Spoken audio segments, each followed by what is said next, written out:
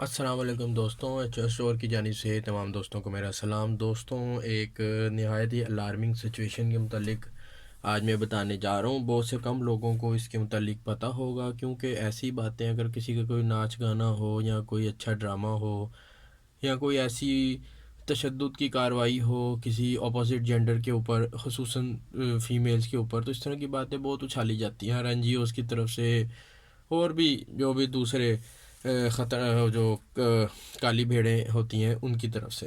لیکن جو ملک کے جو خلاف بات ہوتی ہے یا ایسی بات جو ملک کے لیے بہت ہی خطرناک ثابت ہو، اس کو دبا لیا جاتا ہے۔ تو میں آپ لوگوں کو ایک حقیقت بتانے جا رہا ہوں، آپ غور سے سنیں اور پھر دیکھیں کہ ملک اس وقت کس طرف جا رہا ہے۔ بیسیکلی کل میں اخبار میں پڑھ رہا تھا، چھوٹی سی خبر لکھی ہوئی تھی تو تاکہ لوگوں کا اس طرف دھیان جائے ہی نہ۔ انڈیا سے پاکستان میں دریائے راوی میں جو پانی آتا تھا، تو سندھ طاس کا معاہدے کا تھوڑا سا ریفرنس دے دیتا ہوں کہ انڈیا جو ہے وہ پابند ہے کہ وہ پاکستان کو وہ پانی پرووائڈ کرے گا ضرورت کے مطابق۔ اس طرح جو ہے ایک اوور ویو میں نے آپ کو دے دیا۔ اس کے بعد پاکستان بننے سے اب تک انڈیا اس کے اوپر ڈیم بناتا رہا، پانی روکتا رہا، تو پاکستان کی سنوائی نہیں ہو سکی کہیں پہ بھی۔ پاکستان کے پاس جو پانی آتا ہے وہ سارا سمندر میں چلا جاتا ہے، ہم اس کو ضائع کر دیتے ہیں، ہمارے پاس نہ پیسے نہیں ہیں یا جو بھی حالات ہیں پاکستان کے ہمیشہ سے لے کے 1947 سے لے کے اب تک ہم ڈیم نہیں بنا سکتے، دس اینڈ دیٹ۔ تو فائنلی انڈیا نے جب سارا پانی دریائے راوی کا لے لیا تو 2 لاکھ کیوسک کے قریب پانی ایسا تھا جو کہ انڈیا اس کو کچھ نہیں کر سکتا تھا، انڈیا کا کنٹرول نہیں تھا، انڈیا نے کوئی ڈیم نہیں اس کے اوپر بنایا تھا۔ وہ ایسا پانی تھا جو پاکستان کے پاس آ ہی جاتا تھا اور پھر اللہ کی طرف سے آ جاتا تھا، اور پاکستانی جو ہے وہ اس کو بڑے سکون سے جو ہے سمندر میں غرق کر دیتے تھے۔ اب ریسنٹلی کیا ہوا ہے کہ انڈیا نے وہاں پر ایک ڈیم بنایا ہے جو تقریباً کمپلیٹ ہو چکا ہوا ہے، ٹھیک ہے؟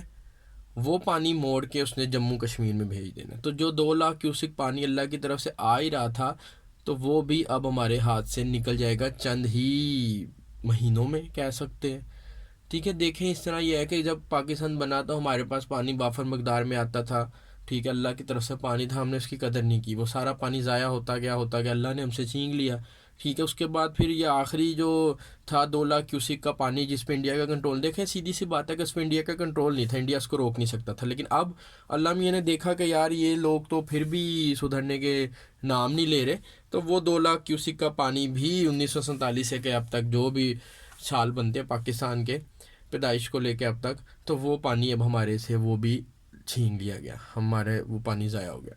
تو اب آپ دیکھیں کہ اللہ میاں نے بہت موقع دیا، پانی کو دیکھتے رہے، پانی ہم ضائع کرتے رہے، قدر نہ کی، نہ شکر کی۔ اللہ میاں شکر کو گزاری کو پسند کرتے ہیں۔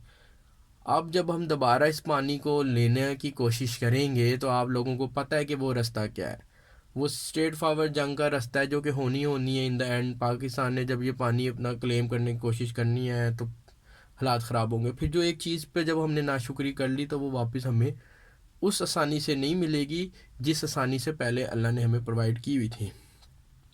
تو آنکھیں کھولنے کی بات ہے، 3 دریائیں جو ہیں وہ بھارت کے پاس ہوتے ہیں۔ میں تھوڑے سے فیکٹس اگر غلط بھی بتاؤں تو آپ اپنی ریسرچ کر کے اس کو ویلڈ یا ویریفائی کر سکتے ہیں۔ فیکٹس کا غلط معنی نہیں رکھتا، جو چیز ہو رہی ہے اس میں پلس اینڈ مائنس کو باتیں ہیں وہ معنی نہیں رکھتی، جو چیز ہو رہی ہے وہ معنی رکھتی ہے۔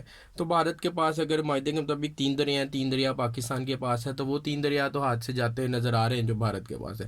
اب جو بچے پاکستان کے پاس، ان کے اوپر بھی کوئی پاکستان اتنا نہیں کر رہا، نہ ان پہ کوئی ڈیم ہے خاص، نہ کچھ ہے۔ جو پرانے وقتوں کے ڈیم بنے ہوئے ہیں وہی اب تک چل رہے ہیں، وہ کتنا کو عرصہ چل جائیں گے، ٹھیک ہے؟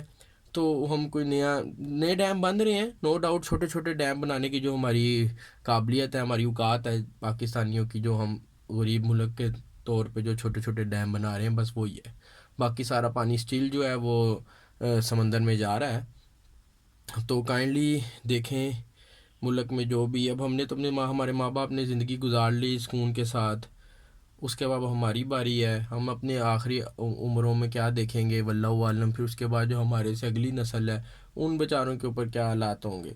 تو اللہ سے یہی دعا ہے کہ جو بھی اس ملک کو چلا رہے ہیں، جو اس میں رہنے والے ہیں، ان کو جو ہے وہ نیکی کی ہدایت دے اور ان کو جو ہے ایک دیکھنے والی آنکھ عطا کرے جو حکمران لوگ ہیں، تاکہ وہ دیکھیں، بگر پکچر دیکھیں کہ مسئلہ جو ہے وہ اتنا ہی نہیں ہے کہ جو حکومت آئے وہ 5 سال پورے کرے، 10 سال پورے کرے اور پھر وہ بری و ذمہ ہو کے چلے جائے. ایسا نہیں ہے. ان سب سے سوال جواب ہوگا بعد میں، ہم سے بھی ان سے بھی.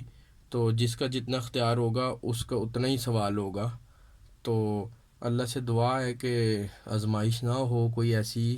جس طرح ہم سکون سے زندگی گزار رہے ہیں ابھی وسائل کے اعتبار سے، اس طرح جو آنے والی نسلیں وہ بھی اسی طرح سکون سے گزاریں. تھینک یو جی. اللہ حافظ.